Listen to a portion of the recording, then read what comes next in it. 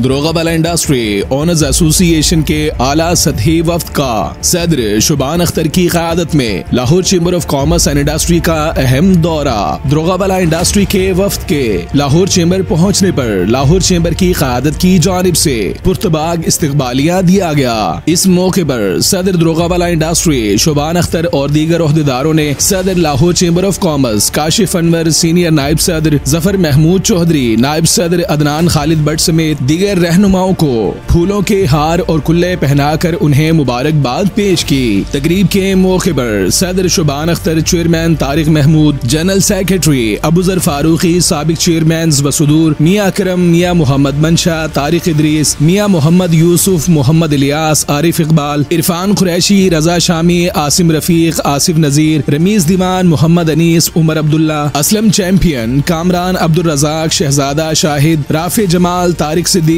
और executive body समेत मेंबरान की कसीर तादाद भी मौजूद थी। जबकि इस मौके पर चेयरमैन प्याफ फहीमुर रहमान सहगल, साबिक चेयरमैन प्याफ अबूजर शाद, साबिक नायब सदर Lahore chamber of commerce Tahir मंजूर चौधरी, शेख सजाद अफजल समेत मुख्तलिफ मार्केटों के सुदूर भी तकरीब के मौके पर मौजूद थे।